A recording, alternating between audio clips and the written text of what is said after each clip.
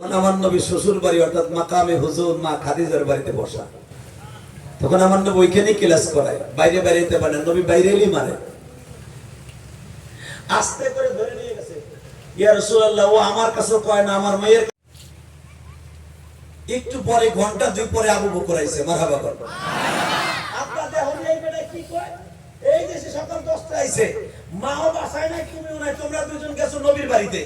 এই যাইয়া খুঁটি মেরে বসে ডেলি আমার জ্বালায়, খাউন দে। আরে জিগাইছে তোমার আমার এখানে হাজিরা দিয়ে গেছে, একবার দুইবার আইবো কে, ও তো একবার আইসে গেছে, আর কোনো কষ্ট নাই, ধাক্কা দিয়ে জান্নাত দাও। সুবহানাল্লাহ। তাহলে হজে যাওয়ার নিয়ত আছে না নাই? কারণ কি? সরকারি করুক, শুধু একটা কথা বলি, দেশ উন্নত যখন হয় তখন আল্লাহর প্রশংসা করতে হয়, তখন আল্লাহর শুকর, আল্লাহর নেয়ামত ওই দেশে নাযিল হয়। আলহামদুলিল্লাহ করব। বিশ্ব ব্যাংক টাকা দেন, এটাতে কিছু হয় নাই, আল্লাহ করার সুযোগ দিছে, করছে। কিন্তু একটা কথা বলবেন, এই পদ্মা সেতু আপনারা বুঝবেন না এটার কদর, আমি ইলিয়াস রহমান জিহাদি বুঝি। আগে 6 থেকে 7 ঘন্টা লাগতো খালি পদ্মা পাড়ি দিতে। আমি আমার মাতৃভূমি গোপালগঞ্জে ওয়াজ দিতাম না, খালি পদ্মা পাড়ি দেওয়ার ডরে। আরে এখন ওই সোমবার আর মাত্র পাক্কা সই 1 মাস পরে ইলেকশন হবে। জানুয়ারির 7 তারিখ ইলেকশন হবে, কইছে হইব ইনশাআল্লাহ। মারহাবা করব। আমি জানি আপনাকে এখন ভালো লাগবে না, কি লিগে ভালো লাগবে না তাও আমি জানি না। আরে মিয়া, দেশ তো ভালো হয়েছে। আমি গোপালগঞ্জ টুঙ্গিপাড়ায় জন্ম নিয়েছি লেগে করছি না, আমি ওই দেশের পোলা বিদেশে দালালি করতেছি, শেখ হাসিনা তা না। ওই পরিবারে বিয়ে করছে এই জন্য আমি দালালি করতেছি তা না, সত্য কথা কই। এই যে টাঙ্গাইলের রোডটা প্যারাত করে যাও, সুব্রতা করতে পারো না? আগে জামালপুর যাইতে, আমি ইলিয়াস রহমান জিহাদি, আগে জামালপুর যাইতে 8 থেকে 9 ঘন্টা টাইম লাগছে। কথা বল না কেন? এটা শুকরাদা করা উচিত, আলহামদুলিল্লাহ বলেন না কেন? এরপর আমাদের দক্ষিণবঙ্গের জন্য সবচেয়ে বড় একটা সুবর্ণ সুযোগ সুন্দর হয়ে যাবে ইনশাআল্লাহ। বলেন মারহাবা, বলেন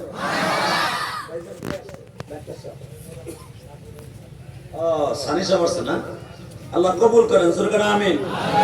আল্লাহ রাবিউর রহমান সানি সাহেব আপনাদের অত্যন্ত মহব্বতের মানুষ, উনি চলে আসছেন, আল্লাহ কবুল করেন, ওনার বাবা মাকে কবুল করেন।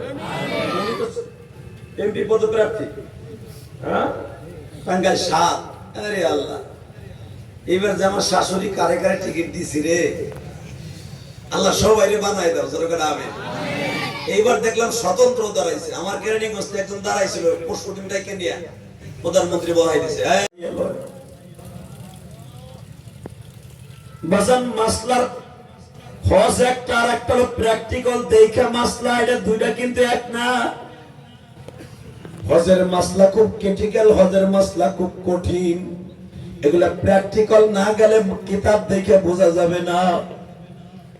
আমি ইলিয়াসুর রহমান জিহাদি জীবনের প্রথম যখন কাবাঘরটা দেখলাম, 2 নয়নের পানি দিয়ে বললাম, মানি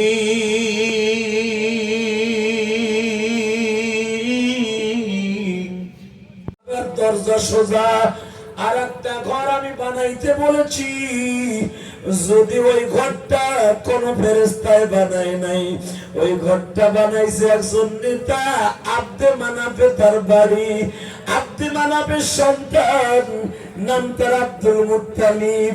এই আব্দুল মুত্তালিবের ঔরসে একজন মানুষ জন্ম নিছে, যাকে আমি আল্লাহ বলছি ওয়ামা আরসালনাকা ইল্লা রাহমাতাল লিল আলামিন। এই ঘরটা হলো হুদাল লিল আলামিন, আর ওইটা হলো রাহমাতুল লিল আলামিন।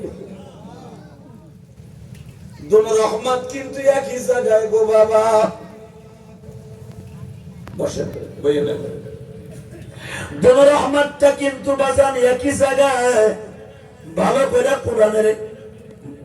করে কোরআন শরীফের তাআল্লুকটা বুঝবেন।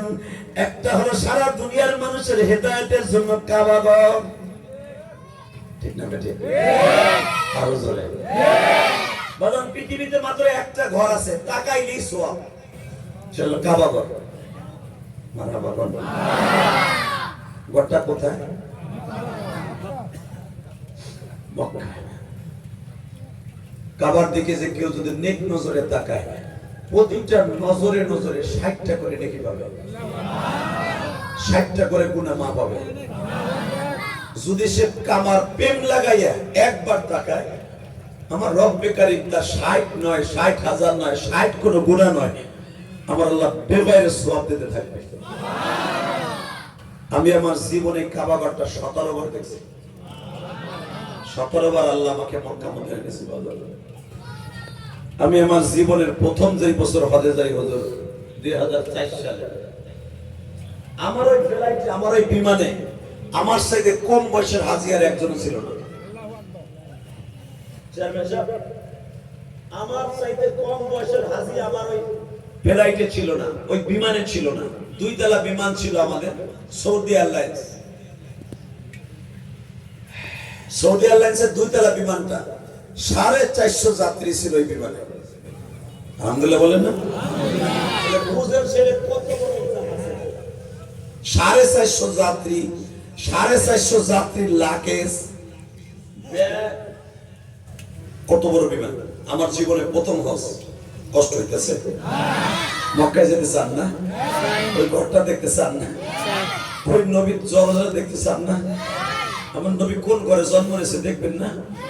যারে আল্লাহ বলছে আমা আরসালনাকা ইল্লা রাহমাতাল লিল, আর এদিকে বলছে হুদাল লিল না।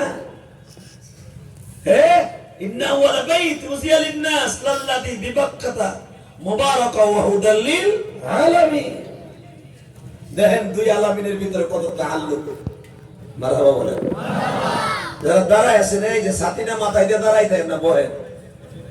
এই ক্যামেরাম্যান আলারা এই আল্লাহর ওলাদের চেহারাগুলো ঘুরে ঘুরে দেখাবি আমার আল্লাহরে, সারা দুনিয়ার মানুষের দেখাবি যে টাঙ্গাইলের মানুষ ওলিদের কারখানা। তা না হলে এই বৃষ্টির ভিতরে, বৃষ্টি পড়তাছে, টুপুর টুপুর করে পড়তাছে বৃষ্টি, মাথার উপরে পড়তাছে, খালি পলিথিনের ভিতরে বইয়া বইয়া আমার মাওলার কালামের রসুলের হাদিসের কথা শুনতেছে। এর চাইতে দামি মানুষ আমার মনে হয় টাঙ্গাইলে থাকতে পারে না। কথা বলেন না কেন? তাকান এইদিকে। তো আমার জীবনে প্রথম যখন 2004 সালে হজে গেলাম, এই নয়ন দিয়ে প্রথম কাবা ঘরটা দেখলাম। মনে হবে আজকে তার মায়ের গর্ভ থেকে ভূমিষ্ঠ হইল। তাহলে আল্লাহ যে কোরআনে কইছে এটা মানুষের গুনাহ মাপের ঘর, হেদায়েতের ঘর, তাহলে কোরআনের কথা ঠিক আছে তো? কথা কর না কেন? আমি আবার পড়ছি আয়াতটা, ইন্না আওয়ালা বাইতিন উযিয়া লিন-নাস লাল্লাযী বিবাক্কাতা মুবারাকান ওয়া হুদাল লিল আলামিন।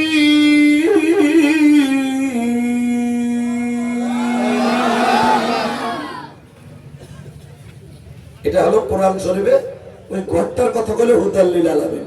আবার দেখেন কি বলে, এই ঘরের থেকে মাত্র 200 গজ দূরে, 200 গজ দূরে আয়াতুন বাইয়িনাতুন মাকাম ইব্রাহিম। এখানে তওয়াফ করবে, তুতাহহিরা বাইতি ওয়া তাইয়িবিন। এখানে তওয়াফ করবে, এই ঘরটা পবিত্র। এই ঘরে পাশ দিয়ে দৌড়াবে, গুনাহ লয়ে আসবে, গুনাহ রাইখা দেশে যাবে। আল্লাহ সুবহানাহু ওয়া তাআলা আস্তে কয় গো বালি করছি। কি দামি কথাটা কইলাম রে। গুনাহ লয়ে আসবে, গুনাহ রাইখা দেশে যাবে। এটা হলো কোরআনের অর্থ। হাদিস